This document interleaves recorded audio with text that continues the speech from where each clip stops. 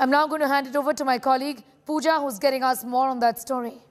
Thank you so much, Sneha. We're now joined live from Pakistan, Dr. Farid Malik, and who believes that Imran Khan needs to stay on as the Prime Minister. Dr. Farid Malik, it's very important in how in 2 days everything appeared to change for Imran Khan. Coming down to 164, it appears there could be more dissenters within his own party, Tehreek-e-Insaf, who could actually dump him. The JWP, the MQM, both allies dumping him and joining the opposition. What do you think happened when it appeared Imran Khan may actually successfully be able to complete his term? Actually, ideologues have been a big rogue in our political system. They jump from party to party, and there's a term used called lotas. So this lotocracy in our politics has hurt us badly. And Imran Khan was warned to keep away from the lotas. Unfortunately, these lotas, they always manage to join the bandwagon of success, and then they jump out at the opportune time. And that is happening in Pakistan. And also, it is all about corruption and change. I think Imran Khan has put up a very valiant fight to challenge, eliminate corruption, and to bring in a lot of changes, a lot of required changes. And he has succeeded on certain fronts, and he's not succeeded on certain fronts. But I don't think it's all over yet. I think the fight goes on. And in Pakistan, there are always a lot of surprises, and there are a lot of skeletons. Why do you say that? Why do you say that, Dr. Malik, that the end game is not really happening for Imran Khan? Abhi picture baki hai. Why do you say that? ये बहुत दफा हुआ है. This has happened so many times in Pakistan that people vote, or they don't vote, or they go under.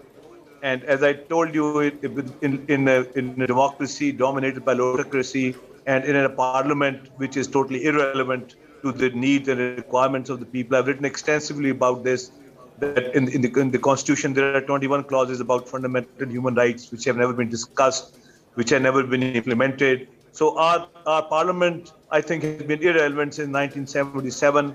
And that is true to some extent in the Indian parliament also. A lot of thugs, corrupt people, looters, plunderers, money launderers have joined the parliament.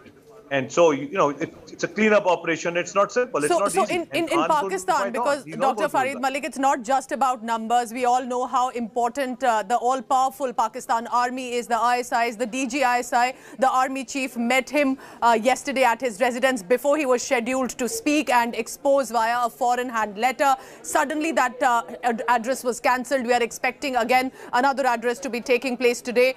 Do you think this is also about eventually his equation with the Pakistan army and with General Bajwa that could also decide if he stays or not? Or do you think it will be eventually just about the numbers? Well, see, the establishment in Pakistan has always had a role. And as I told you, these electables, they spin around. And there are a lot of skeletons, and establishment definitely has a role. And the numbers have swung so many times in our parliament that it's mind-boggling. And now, when the opposition is saying that establishment is neutral, it's the first time that they think that the establishment is neutral, which is good. Establishment should be neutral. But, the establishment has always played a role since 1977. Our democracy has struggled to survive, and it continues to struggle to survive. But it is repeatedly hijacked by a few electables who use the system to get elected to enter the parliament and then do nothing for the people of Pakistan. Why do you think, Dr. Malik, that that Imran Khan needs to stay on as the Prime Minister? Do you believe that the democracy could be at stake, because this appeared to be a democratic government? He was taking decisions. Do you think if that does not happen and then suddenly there is a no trust motion, that could be at stake for Pakistan? I agree with you. Democracy is at stake. Why? It's not just, it's the rule of the people. Somebody who's trying to push reforms, who's building dams, whose healthcare system, his education system.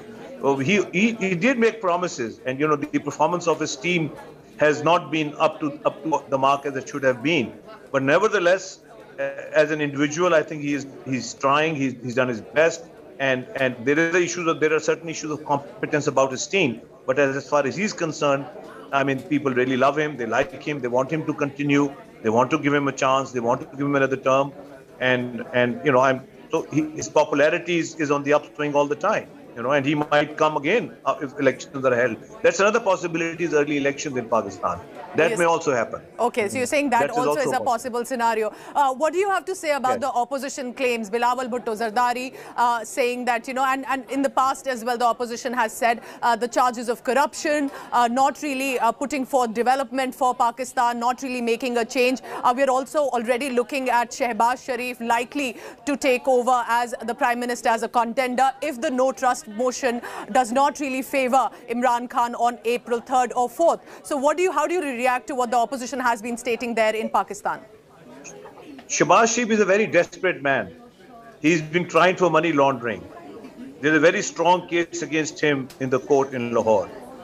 There is no way he can survive that court case. And I personally think that Mr. Asif Zardari has played a very smart one. He has launched his son as a national leader, Bilawal Bhutto Zardari. Correct. And he has succeeded in pushing Shehbaz Sharif to the forefront, to face the situation. In case Shehbaz Sharif manages to become the Prime Minister, there's not much he can do in the current scenario, and he will bring bad name to himself and his party. So Shehbaz Sharif is a very desperate man. He's trying to save his skin, his own conviction. That is why he has played in the hands of Mr. Zardari. And I think, my belief is this, that Pakistan Muslim League N is on its way out. They've been outplayed, and their future is very bleak. And after all the dust settles down, Pakistan will have two important political players. One will be Imran Khan, and the other will be Bilawal Bhutto Zardari, because they have no cases against them for corruption. Everybody else, all main players in the arena there are court cases against them. Some of them have been convicted. Shehbaz Sharif is facing very serious charges of money laundering. He cannot defend himself. So I believe that after all the dust settles, then the Pakistan political scenario will change for the better. Okay. And one final question, sir, that because Imran Khan says that he tried to make a change, it is the system also that he had to fight. There were two main families, that of the Bhutto Zardari and the Nawaz Sharif family, and against them he was perhaps the new challenger. But at some level, do you think he also has not only been himself disillusioned with how the system works, but also in turn people have got disillusioned with how Imran Khan really worked? Well, I think he underestimated the evilness of the system, because he thought that he could bring in reforms quite easily. But unfortunately, because these political parties have been in power in Punjab for three terms, great influence in the bureaucracy, and the bureaucracy has not been doing its task properly, and has really hurt Imran Khan's vision and Imran Khan's efforts to bring change, because of their loyalty to the Sharifs, and because of the weak common law practices. They have not been punished. Had they been convicted earlier, then a different picture would have emerged. But right now, because they have avoided conviction, they have neither been exonerated nor convicted. So it's a deadlock as far as their corruption is concerned, and they have benefited from their deadlock, and they're trying to revive their political dreams. But I don't think it will happen now. I think Imran Khan, whatever be the outcome of this, Imran Khan will survive. He'll move on, and with Bilawal Zardari, I think both of them will. So clearly, all I can say is interesting days ahead, sir, and only perhaps in the next 2 to 3 days we'll know, is the clock ticking for Imran Khan, or has he managed to save time and retain his Prime Minister position? Thank you so much, Dr. Farid Malik, for talking to India today. And of course, it's a developing story, and we may also expect an address by Imran Khan.